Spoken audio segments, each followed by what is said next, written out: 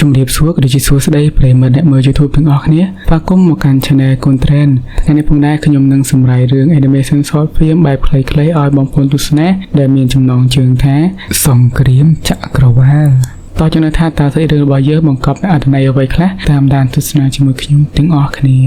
នៅលើទឹកដីដ៏ត្រជាក់នៃ Frejord ព្យុះព្រើបបក់យ៉ាងសាហាវ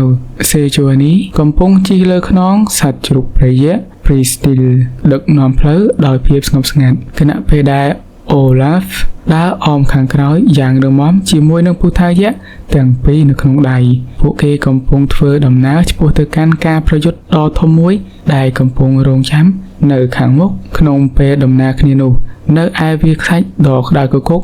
នៃស៊ូរីម៉ាក្មេងស្រីតាលីយ៉ាកំពុងតែប្រើប្រាស់សមត្ថភាពបញ្ជាថ្មដើម្បីជិះលើអាកាសកាត់វាលខ្សាច់យ៉ាងលឿន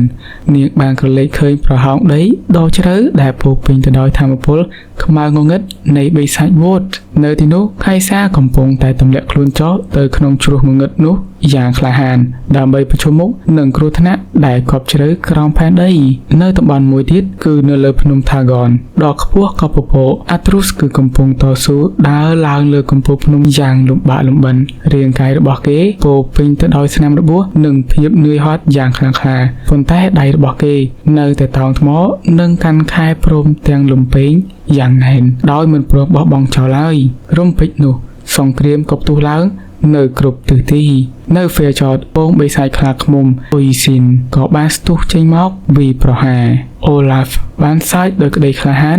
និងលោតស្ទុះទៅកាប់បំផ្លាញសត្រូវមុនគេខណៈពេលដែរសេជូអានីបានប្រើប្រាស់រំពេចតកកបង្វិលវាយបំបែកបិសាចជុំវិញយ៉ាងព្រៃផ្សៃនៅក្នុងរូងភ្នំងងឹតនៃស៊ូរីម៉ាហ្វូងបិសាចវូតរាប់រយក្បាលបានស្ទុះមកចោមរោមខៃសានាងក៏បានបើកការបាញ់ប្រហារដោយប្រើថាមពលរ៉ុកែតស្រោចទៅលើពួកវាមុនពេលថាលីយ៉ាលេចមុខមកជួយដោយលើកជញ្ជឹងថ្មសង្កត់កំទេចបិសាចនោះអ្នកទាំងពីរបានសម្លឹងមុខគ្នាដោយយកចិត្តគ្នារួចចាប់ដៃគ្នាលោតចុះទៅក្នុងជ្រោះវូតដ៏ជ្រៅដើម្បីប្រយុទ្ធជាមួយនឹងមេបិសាចចំណែកនៅលើកំពូលភ្នំ Thagon Atrus ត្រូវបានតស៊ូជាមួយទាហាន Solari រួចត្រូវពន្លឺព្រះអាទិត្យដ៏មានថាមពលរបស់ Leona បាញ់ប្រហារឲ្យដួលទៅលើដីទោះបីជាត្រូវរបួសធ្ងន់ធ្ងរយ៉ាងណាក៏ដោយ Atrus បានរំលឹកពីឆន្ទៈនិងមនសិការជាមនុស្សលោករបស់គេរួចដាស់ថាមពលអាទិទេពឡើងវិញគេក៏ស្ទុះក្រោកឈររួចតម្រង់ទៅ Leona និងសូកលំពេងភ្លឺស្វាងឡើងទៅលើមេឃយ៉ាងក្លាហានវីរបុរសទាំងអស់នៅគ្រប់ទិសទីបានឆ្លើយតបទៅនឹងការអំពាវនាវនៃជោគវាសនារៀងៗខ្លួនដោយជំនះរាល់ឧបសគ្គដើម្បីប្រយុទ្ធការពារពិភពលោករបស់ពួកគេ